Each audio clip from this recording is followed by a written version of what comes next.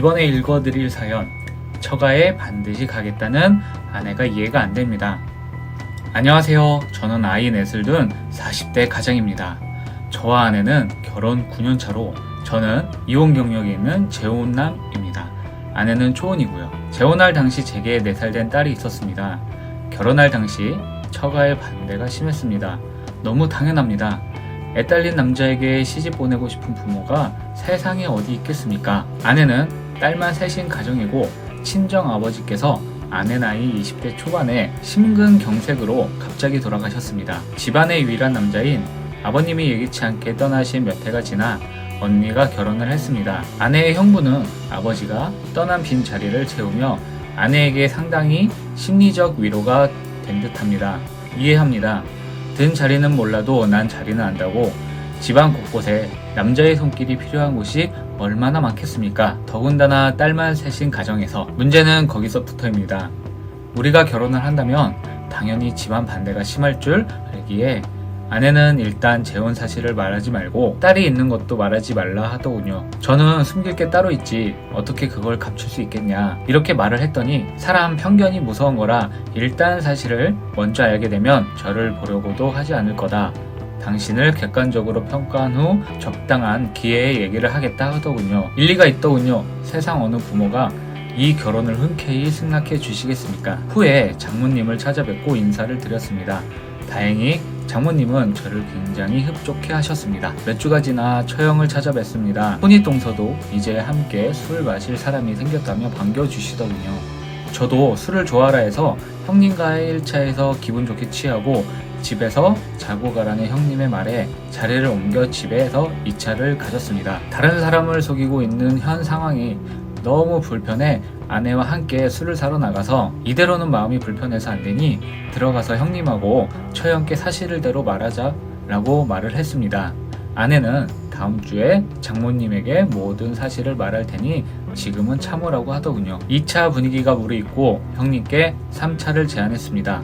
제 마음이 너무 불편해 형님과 단둘이 밖에 나가 사실을 이야기하려고요. 아내가 눈치채고 지친 분위기로 모는 바람에 거사는 실패했습니다. 아내가 모든 사실을 장모님께 말했고 예상대로 큰 폭풍이 몰아쳤습니다.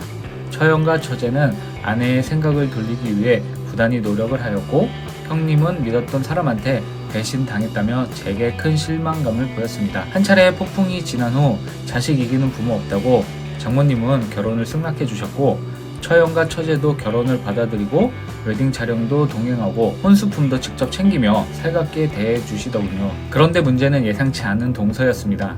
사실 집안 반대를 예상하면서 장모님, 처제, 처형 순으로 강할 걸 예상하고 남자의 형님은 그래도 내 입장을 이해할 거라 생각했었는데 한번 배신한 사람은 언젠간 또 배신한다며 자신은 결혼을 인정할 수 없다고 하더군요. 그 이후로 명절 때 어머니 생신 때 아버지 제삿날 얼굴 보면 인사도 안 받고 말도 하지 않고 저를 투명인간 취급했습니다. 처음에는 너무 서운하셔서 그런가 보다. 내가 착실하게 결혼 생활을 이어나가면 나중에는 좋아지시겠지 이렇게 생각을 했습니다.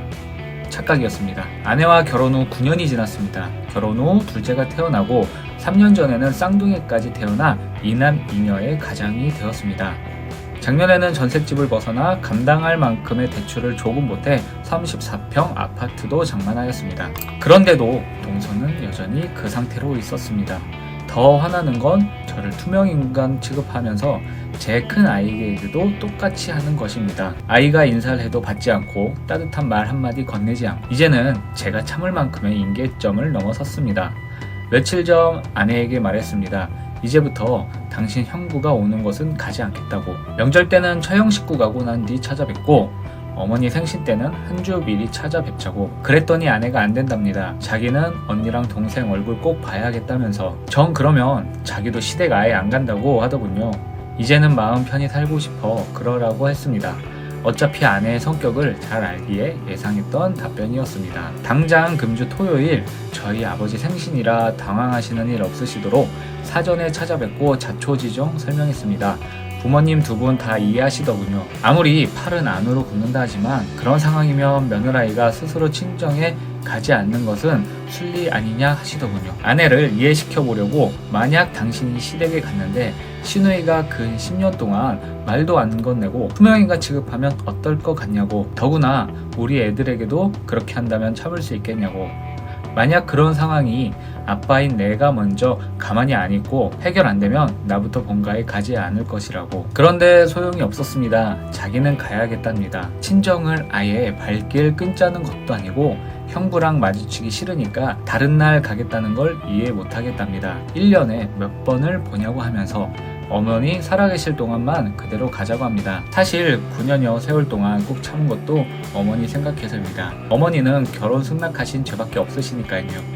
하지만 이제는 13살 된 큰아들을 생각해서라도 고집을 피우려고 합니다. 한참 감수성이 예민한 시기인데 저한테 직접적으로 말은 하진 않지만 아이 또한 얼마나 많은 상처를 받았을지 마음이 아픕니다. 동서는 끝까지 자기가 반대한 결혼이니 예전과 같은 화기애애한 가족의 모습으로 돌아가는 것을 원치 않나 봅니다. 지난 9년여 동안 처가에서 만나면 하루 종일 일상 쓰고 말없이 앉아 있었습니다. 어쩔 수 없이 집안 분위기 냉랭합니다. 그런데도 아내는 처형과 처제와 함께 수다를 떠느라 분위기에 아랑곳하지 않습니다. 명절 때 처갓집 다녀오면 생각 안 하려고 해도 어쩔 수 없이 받은 스트레스에 아내와 대판 부부싸움을 합니다. 부부간의 문제가 아닌 형부로 인해 올해부터 그런 일이 생기지 않도록 하기 위함인데 아내는 지난 며칠간 말을 안 합니다. 저는 솔직히 아내가 이해 안 됩니다. 남편과 딸이 개무시당하는 걸 뻔히 알면서도 화내는 아이가. 참고로 동서와 화해해보려 결혼 초 교통사고 당해서 이번에 있는 병원에 문병도 가고 혼자 집에 찾아가 술 한잔 마시면서 이야기하자고 몇 번 노력을 했습니다. 그때마다 동서는 한 번 아닌 건 아니라고 얘기하더라고요. 저도 이제 포기했습니다. 그냥 그렇게 살라고. 본인 입으로 자기 처가의 아버지 같은 존재라는데 실제 장인어른이 살아계셨으면 이렇게까지 했을까요? 제게는 밴댕이 속보다 더 좁은 소인배로 보입니다. 지금까지 처가에 반드시 가겠다는 아내가 이해 안 됩니다 라는 사연을 읽어드렸습니다. 재밌게 보셨으면 구독과 좋아요 그리고 댓글로 지금 느끼는 심정 적어주시기 바라겠습니다. 감사합니다.